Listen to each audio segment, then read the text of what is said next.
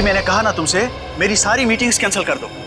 हाँ हाँ, दिल्ली वाली मीटिंग भी। मैं बहुत ही बड़ी मुसीबत में फंस गया हूँ, मैं घर से बाहर नहीं निकल सकता हूँ। अजीब मुसीबत है, पैसा कम हो तो गरीबी परेशान करती है, और जब पैसे ज्यादा आ जाते हैं तो इनकम टैक्स वाले साथ आते हैं। ये तो अच्छा हुआ मुझे पता चला कि रेड पड़ने वाली है, नहीं तो पता नहीं क्या हो जाता। हाँ हाँ, कैसे भी करके सारा पैसा मुझे घर से बाहर लेके जाना है, और उसके बाद मैं शहर से कहीं दूर छुट्टियां मनाने चला जाऊंगा। ठीक है, मैं बाद में तुमसे बात करता हूं।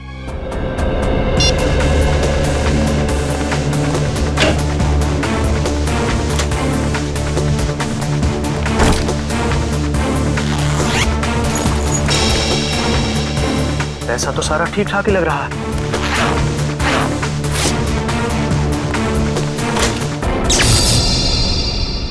अरे, ये लाइट कैसे चली गई? ऐसे तो कभी जाती नहीं है लाइट।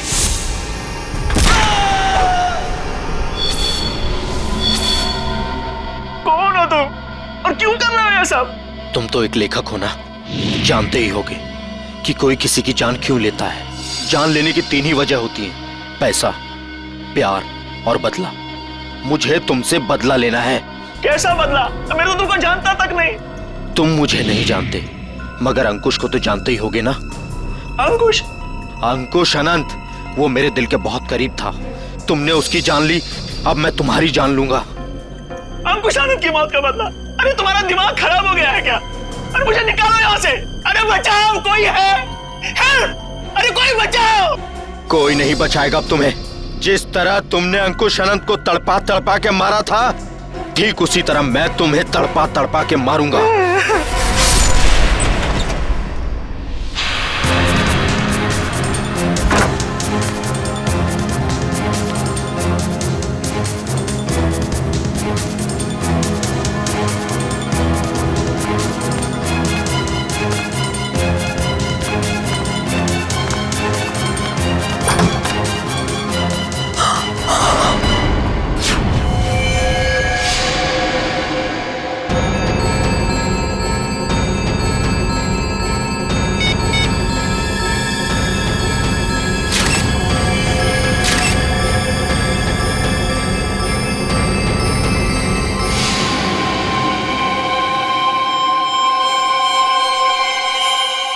ये क्या है? चाकू।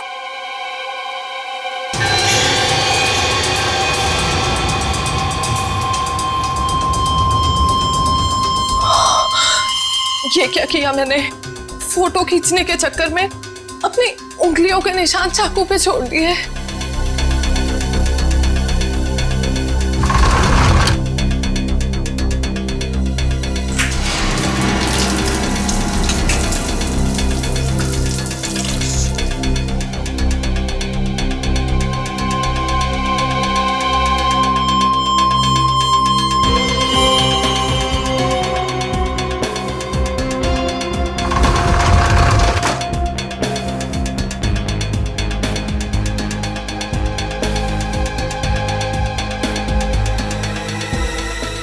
अभी बाहर के पब्लिक फोन से सीआईडी को फोन कर देती हूँ।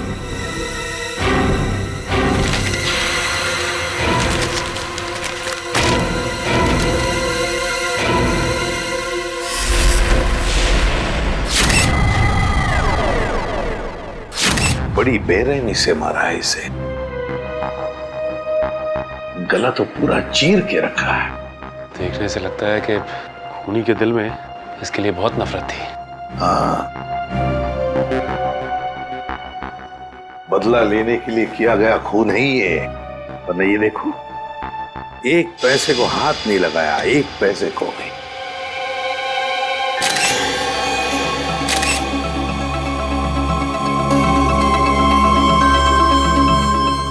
सर, हाँ सर ये देखिए, ये चाकू वहां बेड के पास पड़ा हुआ था। सर, इस चाकू पे तो जरा भी खून नहीं लगा हुआ है, बिल्कुल साफ है। श्रेया, स्प्रे मार के देखो जरा। सर,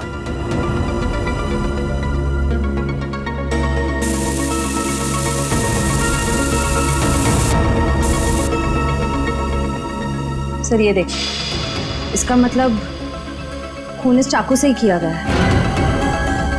रंग बदल गया, मतलब चाकू पर खून है। खून इसी चाकू से किया गया है। सर एक बात समझ में नहीं आ रही, खूनी ने चाकू को साफ करके यहीं क्यों छोड़ दिया? वो इसे अपने साथ भी तो ले जा सकता था। बिल्कुल, चाकू यहीं पर छोड़ के क्यों गया वो, और वो भी साफ करके? कोई ना कोई तो वजह जरूर है। सर, हाँ दगोड़िया जी का मैनेजर आ गया। आ गया? जी सर। ठीक है सचिन, बॉडी को फॉरेंसिक लैब भेजने का बंदोबस्त करो। अच्छा। इस मैनेजर से मिलता हूं।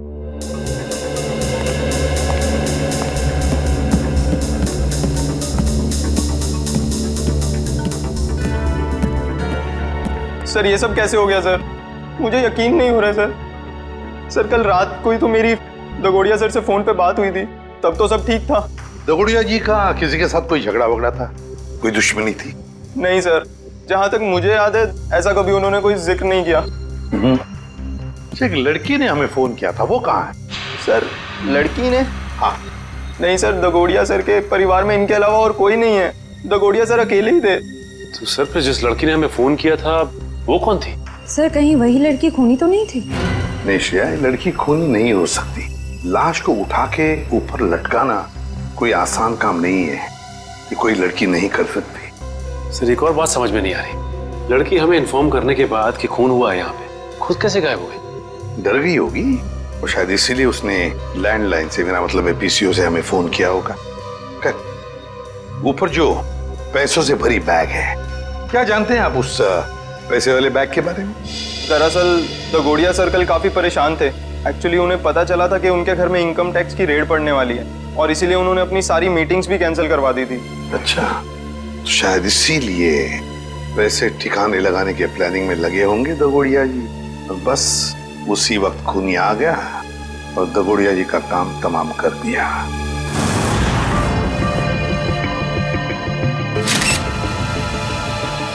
एक मिनट, ये देख रहे हो, इसके गाल पर ये नीला नीला निशान। हाँ सर। तो देखो ये निशान दोनों तरफ, ये कोई जहर का चक्कर तो नहीं? हो सकता है सर, लेकिन वैभव ऐसा लगता है जैसे ये उंगलियों का निशान है। कहीं ऐसा तो नहीं कि खूनी ने इसका मुंह दबाने की कोशिश की हो? इसे देख के तो ऐसा ही लग रहा है सर। पर क्यों? कहीं ऐसा तो नहीं कि खूनी इसका मुंह खोलना चाहता हो सकता है। इसका मुंह देखना चाहिए खोल के।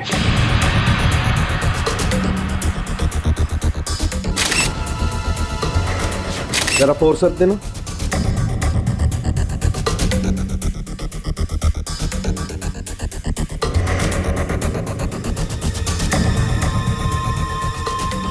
ये देखो, इसके मुंह में ये कागज का टुकड़ा, क्या हो सकता है ये?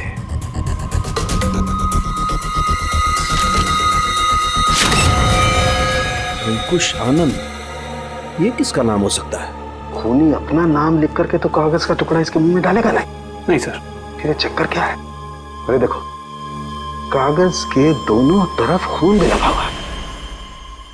साळुंखे, ये कागज तुझे दगोड़िया के मुंह में से मिला? हाँ बॉस, मुझे भी बड़ा ताजुब हुआ। कोई खूनी किसी के मुंह में कागज रख के क्यों जाएगा? सर ये भी तो हो सकता है कि ये कागज खूनी ने उनके मुंह में ना रखा हो, बल्कि उन्होंने खुद मरने से पहले ये कागज खूनी से बचाने के लिए अपने मुंह में खुद ही डाल दिया। हाँ सर, हो सकता है उनकी मौत इस कागज की वजह से ही हुई हो सकता है वो ना चाहते हो कि ये कागज खूनी के हाथ लग जाए, इसीलिए उन्होंने इस कागज को अपने मुंह में छुपा लिया। नहीं श्रेया, मुझे नहीं लगता कि कागज उन्होंने खुद अपने मुंह में छुपाया, बल्कि जिस तरीके के नीले निशान उनके गालों पर पड़े हुए थे, मुझे तो ये लगता है कि खूनी ने जबरदस्ती उनका मुंह खोला और बाद में ये कागज उनके मुंह में ठूस दी। साळुंखे, खून से सने कागज पर लिखा अंकुश आनंद। ये जो खून है, क्या दगोड़िया के मुंह के अंदर कोई चोट के निशान या फिर कोई खून था? नहीं बस, लाश के मुंह में किसी किस्म का कोई जख्म या कोई चोट का निशान नहीं था। मुझे लगता है कि खूनी ने पहले दगोड़िया साहब को मारा और उसके बाद ये कागज उनके मुंह में रख दिया। ये जो खून लगा है कागज पे, ये खूनी का है? नहीं सचिन, ये खून दगोड़िया साहब का है। मैंने चेक कर लिया बॉस। सर, इंटरनेट पे ये नाम सर्च किया मैंने, अंकुश आनंद। इस नाम के 2 लोग हैं सर, एक है चेन्नई में और दूसरा नासिक में। पता लगाओ इन दोनों के बारे में। इन दोनों में से एक का संबंध तो जरूर होगा, इस दगोड़िया के साथ जरूर होगा। हेलो, हाँ, कहाँ पे? ठीक है, हम लोग पहुंचते हैं। सर, एक और खून हो गया है, लेखक मुकेश कुमार का। लेखक मुकेश कुमार? मतलब एक और लेखक का खून? तो फिर जरूर इस मुकेश कुमार और दगोड़िया के खून में कोई ना कोई संबंध है, कोई ना कोई संबंध जरूर है।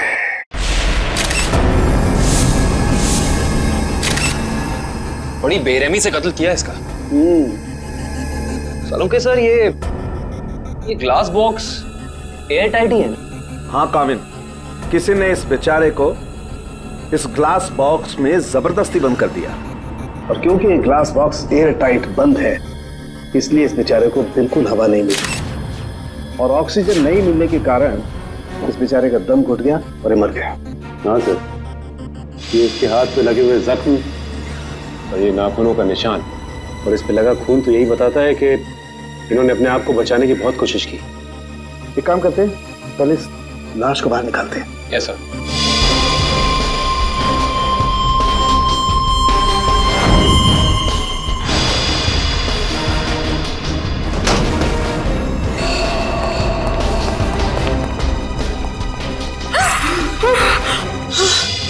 सर, पड़ोसियों को लेकर आया हूँ। इन्होंने देखा है खूनी को अंदर आते हुए। इन लोगों को क्राइम सीन पे लाने की क्या जरूरत थी? वहां पे तो रोक सकते हैं ना?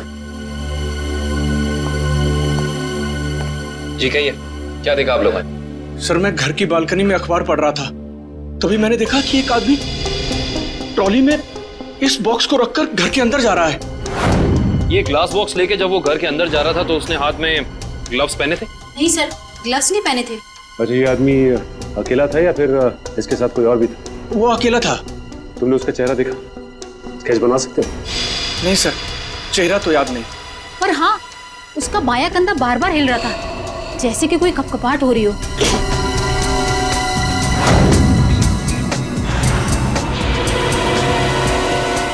Kevin, yes sir.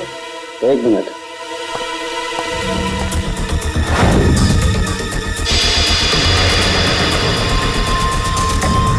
ये देखो केविन, इस लाश के मुंह में ही ये कागज का टुकड़ा।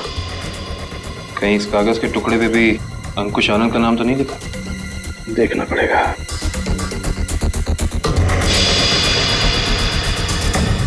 इस पे तो रिजू कालिया लिखा हुआ। रिजू कालिया? ये तो रिजू कालिया इनकी किताब का ही एक किरदार है, और उसकी भी मौत कहानी में बिल्कुल इसी तरह से हुई थी, दम घुटने की वजह से। इसका मतलब ये अंकुश आनंद, ये भी दगोड़िया की किसी किताब का किरदार है, और ये सारा का सारा काम सीरियल किलर का है, तो एक के बाद एक लेखकों को बिल्कुल उसी तरह से मार रहा है जैसे कि लेखक अपनी कहानी में किरदार को मारता है। ऐसे ही लगता है। सालुंके सर, ये ग्लास बॉक्स पे कोई फिंगरप्रिंट्स मिले अभी तक कि नहीं? अभी कागज ढूंढा यार, फिंगरप्रिंट्स अभी ढूंढना बाकी है।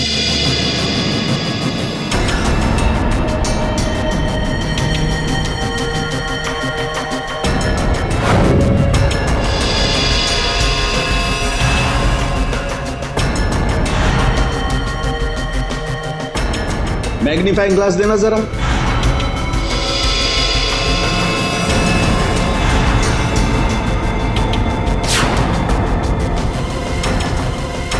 ये कैसे निशान है? कैसे निशान मतलब?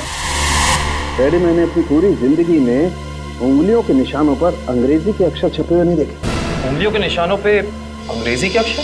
हाँ काविन, दिखाता हूँ। जरा वो ग्लास दे। ये लीजिए।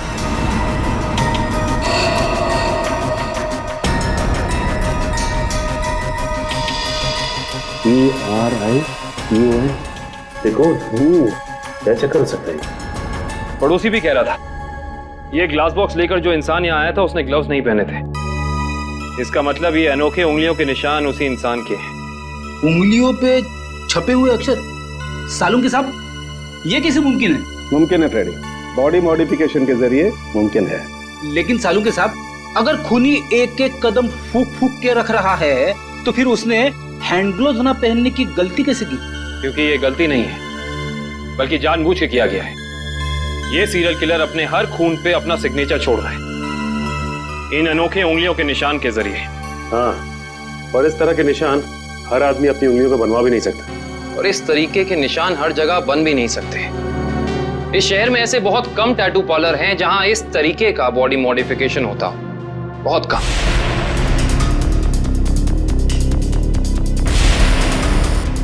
यस, ये बॉडी मॉडिफिकेशन आपने किया है? No sir. क्या आपने बनाया?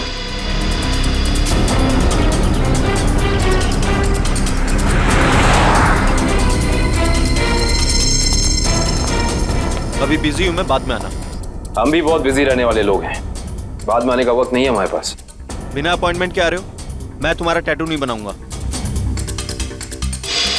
सीआईडी शिवा, बाद में आना। क्या हुआ सर? मैंने कुछ किया क्या? शहर में कुछ खून हो रहे हैं। खून? किताब लिखने वाले लेखकों के। लेखकों के? पर मैं तो टैटू आर्टिस्ट हूं सर, मेरा क्या लेना देना इससे? हो सकता है कुछ लेना देना हो। मैं समझा नहीं सर। बॉडी मॉडिफिकेशन भी करते हो ना तुम? जी हाँ सर, मेरे पास लाइसेंस भी है, मैं दिखाता हूँ। कोई जरूरत नहीं। ये फोटो ध्यान से देखो। ये त्रिकोण वाली कलाकारी तुमने दिखाई थी किसी के हाथ पे? जी हाँ सर, मैंने की थी, पर मुझे नहीं पता था कि ये किलर होगा सर। पता है हमें, डरो मत। हाँ, लेकिन इस इंसान की कोई ना कोई डिटेल तो जरूर होगी तुम्हारे पास, है ना? जी हाँ सर, मैं 1 मिनट में लेके आता हूँ सर। जी हाँ सर, देखिए सर, त्रिकोण अनुकरण नाम है इसका। त्रिकोण अनुकरण? ये किसी आदमी का नाम है या किसी एनजीओ का? त्रिकोण मतलब ट्रायंगल और अनुकरण मतलब किसी की नकल करना। मतलब कोई ट्रायंगल बना के किसी की नकल कर रहा है? शायद त्रिकोण नाम का कोई पुराना सीरियल किलर रहा हो जिसकी नकल ये वाला खूनी कर रहा है। एक काम करते हैं, अपनी डेटाबेस में चेक करते हैं कि त्रिकोण नाम का कोई क्रिमिनल था क्या। हाँ निखिल, त्रिकोण नाम का सीरियल किलर कहाँ पे? कौन सी जेल में है? शांति नगर। ओके ठीक है, थैंक यू। तो एक त्रिकोण का पता तो चला है, तो ठीक उसी ढंग से लेखकों का खून करता था जैसे अभी हो रहा है, लेकिन वो पिछले 4 साल से जेल में है। मतलब या तो ये खूनी जेल से बाहर निकल के मार रहा है या फिर कोई त्रिकोण की नकल कर रहा है। अब जी, सारांश।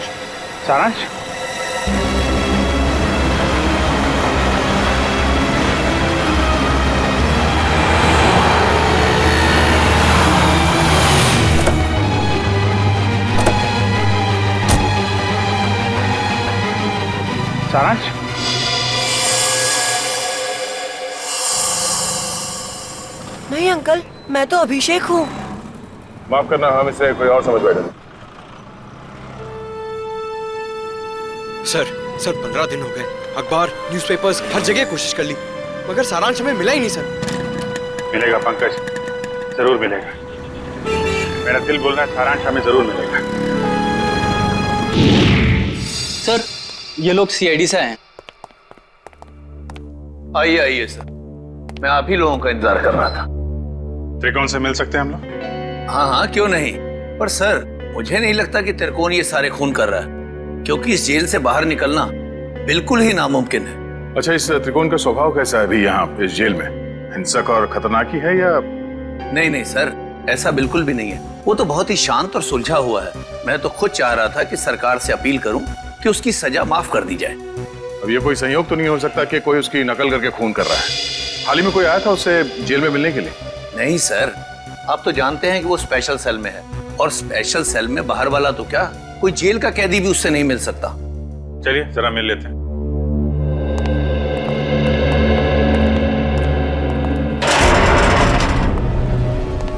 त्रिकोण, देखो तुम्हारे लिए आज कितने खुशी का दिन है। इतने सालों के बाद तुमसे सीआईडी वाले मिलने आए।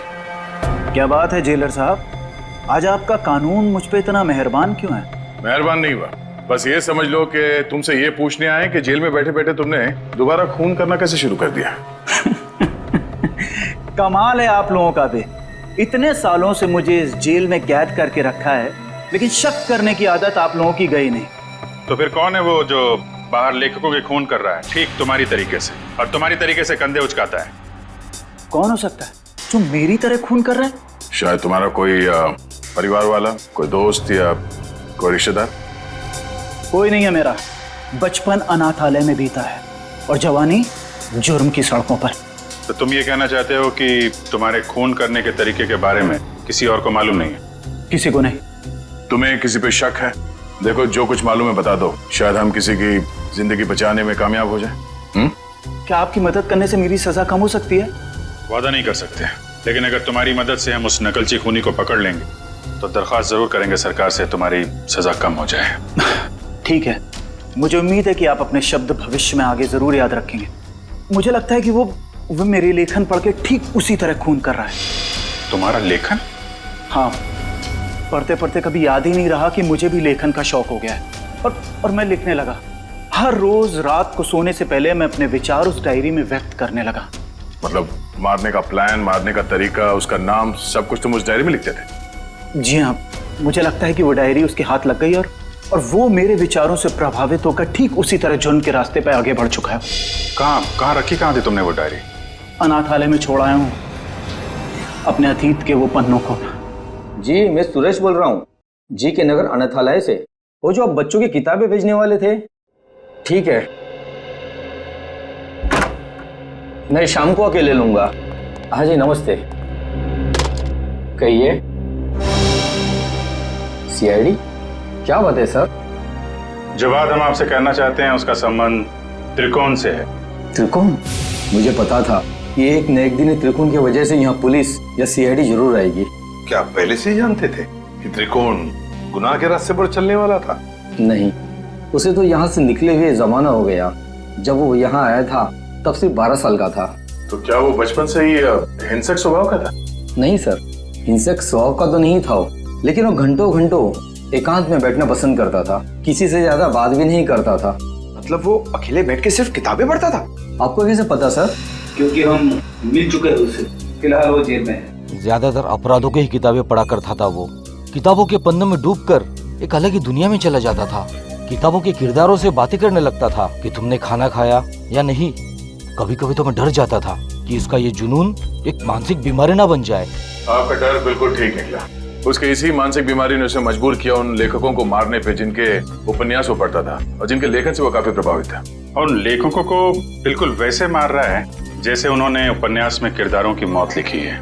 मुझे इस बात से जरा भी हैरानी नहीं हो रही है, क्योंकि अगर उसका कोई पसंदीदा किरदार उपन्यास में मर जाता तो चीख चीख कर रोता, लेकिन अब तो जेल में है ना, तो आप लोग यहाँ क्यों?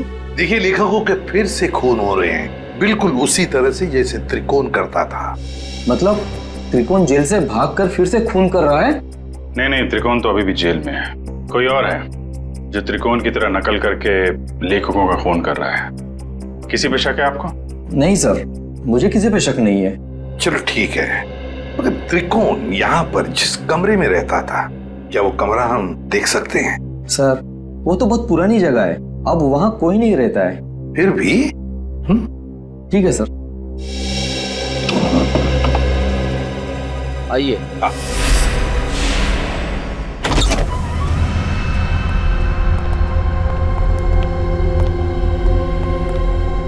तो ये है त्रिकोण का कमरा।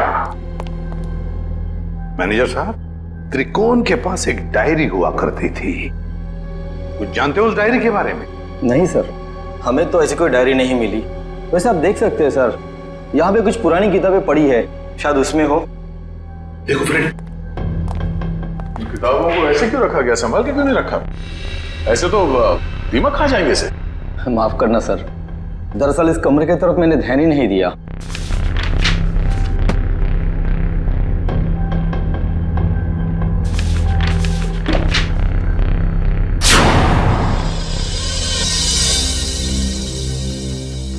सर, डायरी तो दिख नहीं रही। लेकिन मुझे कुछ दिख रहा है सर। क्या? सर, ये ईंट देखिए दीवार पे, बिल्कुल अलग है। पूरी दीवार में जितनी ईंट है उससे अलग है। दया, जरा देख लो। सर, वो केस याद है ना आपको? दीवार से लाशें निकलने वाला केस, कहीं इस केस में भी ऐसा ही कुछ? डायरी ढूंढ रहे हम, समझे? लाशें नहीं।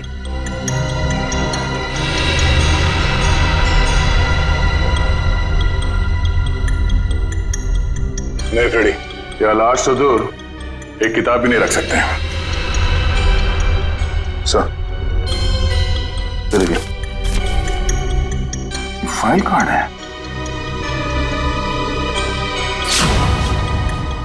हाँ, त्रिकोण।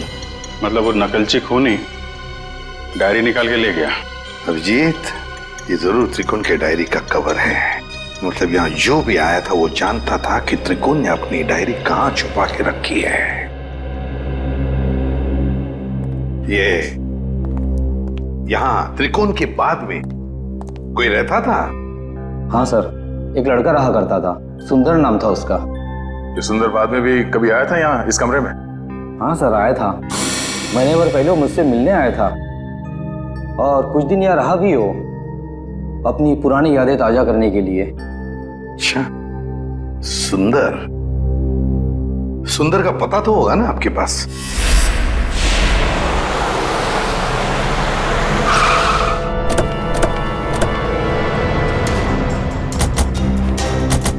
वाह भाई वाह, कितना आलीशान घर बनाया सुंदर ने। अंदर चल के देखते हैं और क्या क्या आलीशान राज छिपा रखे हैं सुंदर ने। दरवाजा तो खुला हुआ है, कहीं भाग तो नहीं गया सुंदर? लगता है कुछ गड़बड़ है। सुंदर! ओह माय गॉड, वो देखो।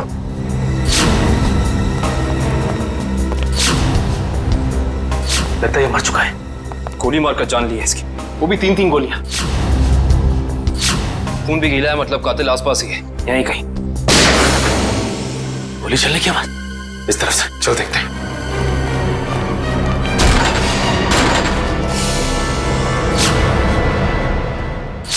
देखो से। सुंदर जी, हाथ ऊपर।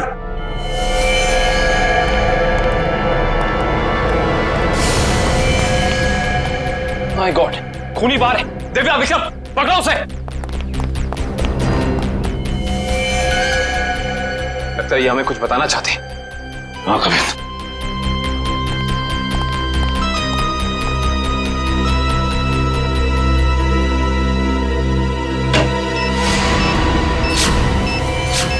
यहाँ बॉम्ब है, सिर्फ 30 सेकंड बाकी है, निकलते हैं यहाँ से। चलो चलो जल्दी, चलिए जल्दी। मैं मेरी मीना को ऐसा छोड़ के नहीं जा सकता। मीना, मीना, अरे रुक जा, मर जाएगा।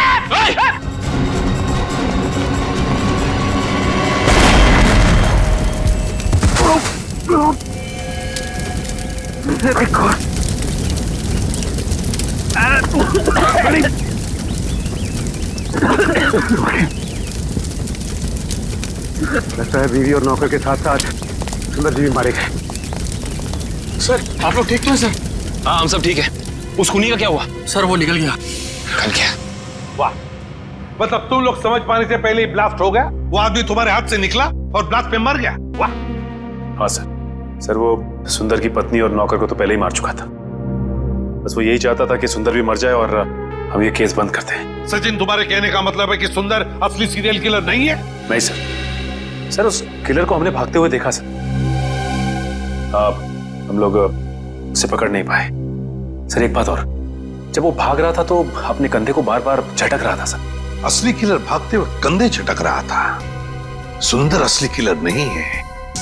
तो फिर ये असली त्रिकोण का अनुकरण करने वाला, उसकी कॉपी करने वाला त्रिकोण अनुकरण, ये जो भी कोई है जो हमें फंसाने की, गुमराह करने की कोशिश कर रहा है, इससे तो अब हम उसी की खुद के ही जाल में फंसा देंगे।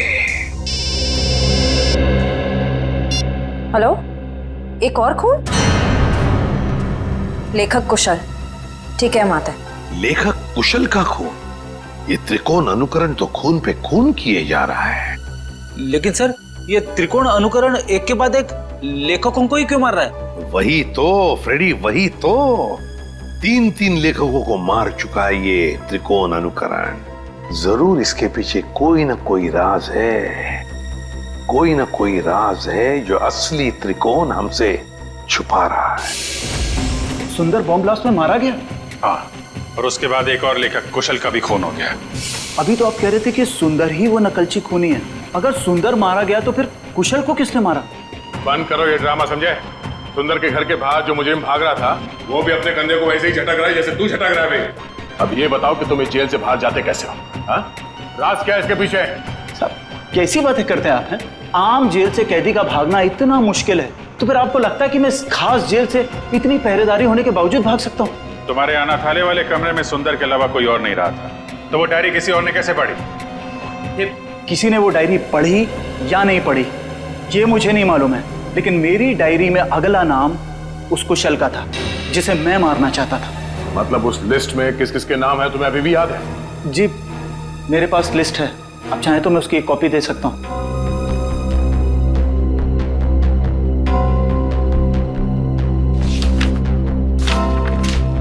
पहले देना चाहिए था, शायद कुशल की जान बच जाती। मुझे इस चीज की उम्मीद नहीं थी। आशा करता हूं कि आगे किसी और की जान नहीं जाएगी। दीपक, आखिरी नाम दीपक का है। खून किया है तुमने, खून। मैंने किसी का खून नहीं किया, मैं तो एक मामूली सा लेखक हूँ। शेखर? भूल गए शेखर को? कौन शेखर? मैं किसी शेखर को नहीं जानता। तुम्हारी किताब खूनी मंजिल का किरदार शेखर। अरे पागल हो गया क्या? वो कोई असली में शेखर इंसान थोड़ी ना है, वो तो मेरी कहानी का एक कैरेक्टर है, मेरा पात्र है वो। चल राइटर साहब, आपको थोड़ा सेंसिटिव होना चाहिए। आप इस तरह जल्दी करेंगे तो कैसे चलेगा? हाँ, अब आप भी जरा इस दर्द को महसूस करिए।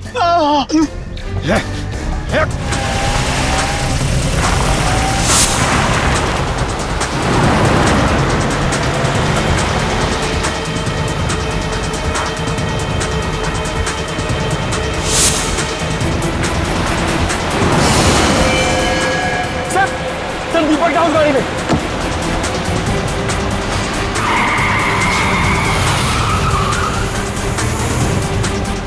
उसमें? हाँ सर।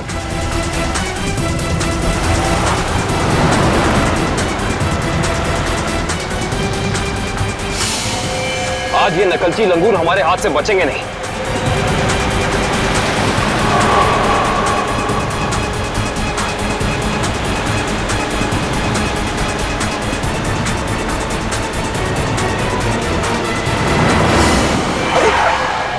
ये कौन आ गया? कोई शराबी होगा सर, इसकी वजह से हमारा खून ही हाथ से निकल जाएगा।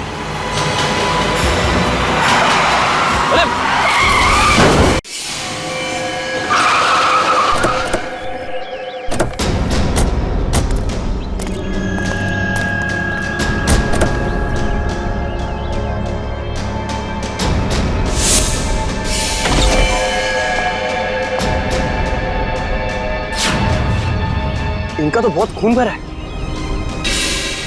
सर वो फोटोज कैसी है? फोटोज? एक सेकंड।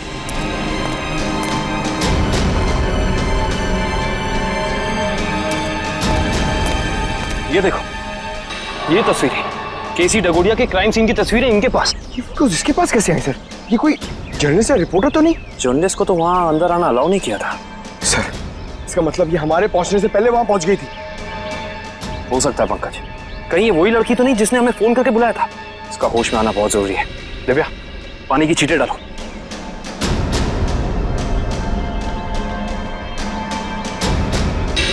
मैडम आप ठीक तो हैं? आप ठीक तो है ना? हाँ मैं ठीक हूँ। हम लोग सीआईडी से हैं। ये तस्वीरें आपके पास कहाँ से आई?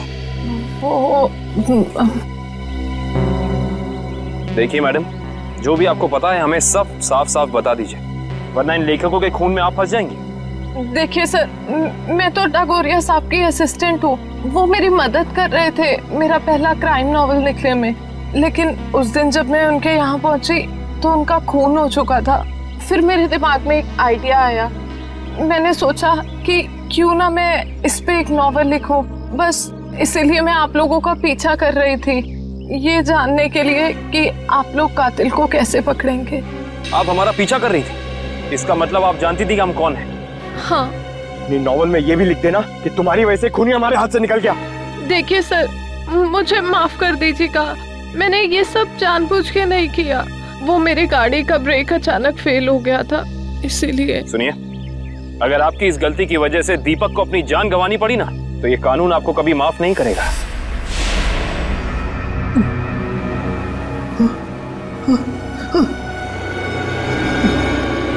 मुझे छोड़ दो प्लीज, प्लीज मुझे यहाँ से जाने दो।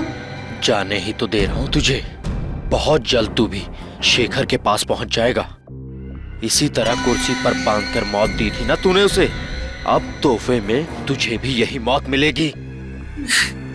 बस थोड़ा सा इंतजार। इस मौत के उपन्यास का लेखक रचयिता भी आ रहा है तेरा साथ देने के लिए। त्रिकोण। सर जेलर साहब अंदर नहीं है। जरा बुलाओ उन्हें, हमें त्रिकोण से मिलना है। सर जेलर साहब तो त्रिकोण को लेकर हॉस्पिटल गए हैं, उसे अचानक से दिल का दौरा आया है। दिल का दौरा? कौन सा हॉस्पिटल ले गए?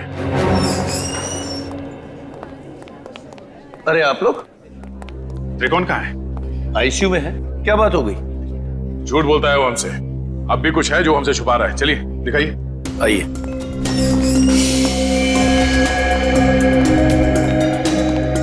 कहाँ है ये त्रिकोण? कहाँ है? अभी तो यही था, कहाँ चला गया? सर कहीं वो हॉस्पिटल से भाग तो नहीं गया दीपक को मारने के लिए? भाग कैसे सकता है? यहाँ कौन था? कौन वार्ड बॉय था यहाँ पे? सर मकरंद था। ये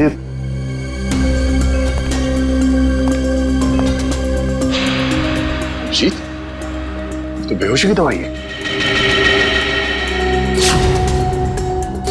अभिजीत ये देखो, मकरंद का पैर नीचे गिरा पड़ा है। ये बेहोशी की दवाई कहीं मकरंद को कुछ हो तो नहीं गया? नहीं सर, अभी कुछ देर पहले ही देखा मैंने उसे, किसी मरीज को हॉस्पिटल के बाहर लेके जा रहा था वो। ये मकरंद अभी वापस आएगा? नहीं सर, उसकी ड्यूटी खत्म हो गई। इसमें कहाँ मिलेगा वो? सर दारू के ठेके पे। अच्छा, तो ये है मकरंद जी। हाँ सर, ये बार में बैठ के अपने दोस्तों के साथ शराब पी रहा था और अपने जुर्म के किस्से चटकारे लेकर सुना रहा था सर। तो हमने सोचा क्यों ना इसे ब्यूरो में ले चलें, इसकी अच्छी तरह से खातिरदारी करें। वाह वाह वाह सचिन, ये तुमने बहुत अच्छा काम कर दिया। क्यों मकरंद जी, अब हमें भी सुनाओगे ना अपने कारनामों की कहानियां?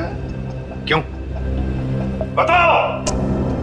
साहब मुझे 1 लाख रुपए दिए गए थे उस मरीज को अपने वार्ड से बाहर लाकर गाड़ी में बिठाने के लिए। क्या? हाँ साहब। 1 लाख रुपए के लिए अपने आप को बेच दिया तुमने? किसने दिए थे पैसे तुम्हें? साहब ये मत पूछिए, अगर उसे पता चला कि मैंने उसका नाम बता दिया तो वो मुझे। अच्छा, तो तुम्हें क्या लगा हम तुम्हें ऐसे ही छोड़ेंगे? और खातिरदारी करेंगे हम तुम्हारी, ऐसी खातिरदारी कि जिंदगी भर याद रखोगे। क्यों सचिन? बिल्कुल सर। अरे नहीं साहब, इसकी क्या जरूरत है, मैं बताता हूँ ना साहब, बताता हूँ मैं। फिर बताओ जल्दी। ढूंढो इस घर को अच्छी तरह से ढूंढो। देखो कहीं छुप कर बैठा है क्या? कोई ना कोई सुराग तो जरूर मिलेगा।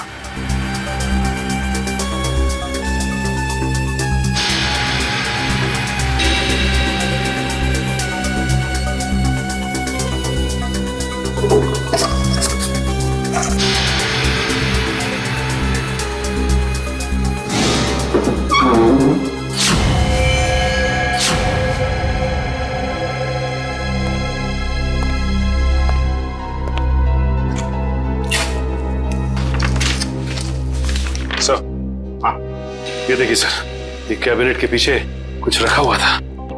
कागज है?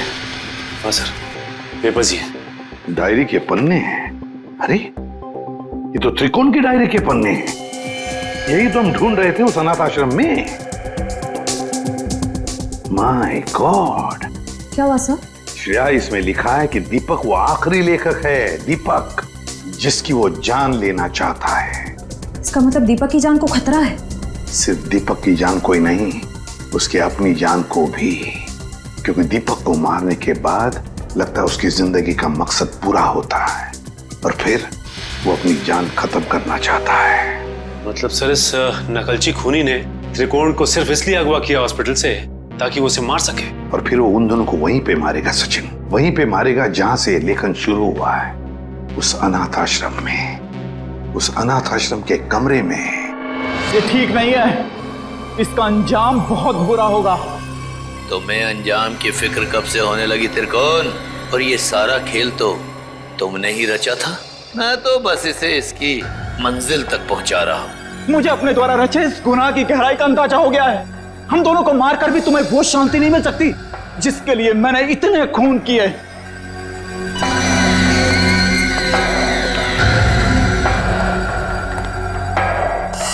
हाँ क्यों नहीं, पर मुझे नहीं लगता कि ये सारे खून त्रिकोण ही कर रहा है। बहुत देर हो चुकी है त्रिकोण।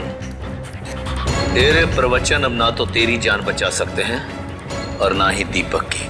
नहीं चला, तुम ऐसा नहीं कर सकते। अब तुझे मैं बिल्कुल वैसे ही मारूंगा जैसे त्रिकोण ने अपने उपन्यास में लिखा था।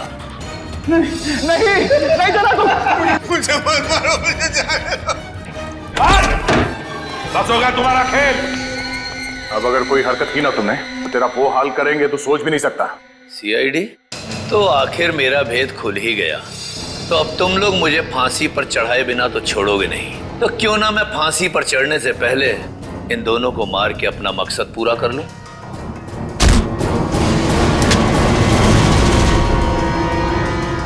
जेलर साहब उर्फ त्रिकोण अनुकरण बहुत झोंक लिया दुनिया की आंखों में धूल। आगे की कहानी हम तुमसे ही सुनेंगे। बताओ जल्दी, क्यों मारा तुमने? मैं जानता था मेरे लेखन में वही आकर्षण है, वही शक्ति है जो उन लेखकों के लेखन में थी जिनका मैंने खून किया। और इसीलिए त्रिकोण ने मुझे इसके अनाथालय भेजा ताकि इसकी डायरी के बहाने मैं इसका लेखन पढ़ सकूं और इसका फैन हो जाऊं, और ऐसा फैन हो जाऊं कि ये मुझसे जो चाहे वो करवा सके। जेलर साहब को फैन बनाने का मेरा सिर्फ और सिर्फ एक ही इरादा था, ताकि मैं अपनी सजा कम करा सकूं। इसलिए मैंने अपने हिसाब से इन्हें खून करने पर मजबूर किया ताकि मैं आप लोगों की मदद से सुंदर को पकड़वा सकूं और अपनी सजा कम करा सकूं। और सुंदर को बलि का बकरा बनाने के बाद मुझे इस बात का अंदेशा हुआ कि त्रिकोण का सपना कभी पूरा नहीं होगा।